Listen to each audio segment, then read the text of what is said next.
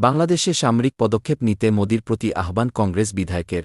বাংলাদেশে উত্তাল রাজনৈতিক পরিস্থিতিতে হিন্দু সম্প্রদায়ের উপর নৃশংস হামলা হচ্ছে এমন আশঙ্কার কথা জানিয়ে ভারতের প্রধানমন্ত্রী নরেন্দ্র মোদীকে সামরিক পদক্ষেপ নেওয়ার আহ্বান জানিয়েছেন দেশটির কর্ণাটক রাজ্যের কংগ্রেস বিধায়ক রিজওয়ান আরশাদ। আজ বুধবার দ্য ইকোনমিক টাইমসের এক প্রতিবেদনে এমনটাই জানানো হয়েছে। কংগ্রেসের বিধায়ক রিজওয়ান আরশাদ কর্ণাটকের শিবাজিনগরের প্রতিনিধিত্ব করছেন। মোদিকে দেওয়া এক চিঠিতে তিনি লিখেছেন, বাংলাদেশে চলমান রাজনৈতিক অস্থিরতা এবং সেখানে হিন্দুদের ওপর নৃশংসতার কথা তুলে ধরে সামাজিক যোগাযোগ মাধ্যমে প্রচারিত বিভিন্ন প্রতিবেদন এবং ভিডিও দেখে গভীরভাবে ব্যথিত ভারতের একজন উদ্বিগ্ন নাগরিক হিসাবে আমি আজ আপনাকে লিখছি।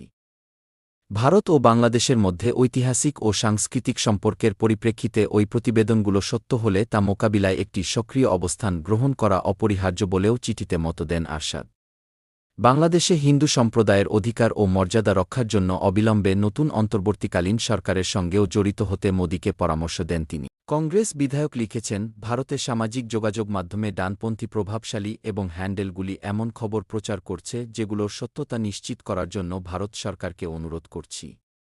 এগুলো সত্যি হলে ভারত সরকারের পদক্ষেপ নেওয়া উচিত। ভারতের জনগণ সবসময় ন্যায় বিচার, শান্তি এবং মানবাধিকারের পক্ষে দাঁড়ায় দাবি করে মোদির উদ্দেশ্যে আরশাদ লিখেছেন, আমাদের প্রধানমন্ত্রী হিসাবে ১৯৭১ সালে ইন্দিরা গান্ধীর মতো সামরিক পদক্ষেপ নিতে আপনার দ্বিধা করা উচিত নয়। আমি আপনাকে এই সংকটময় সময়ে বাংলাদেশের আমাদের হিন্দু ভাই ও বোনদের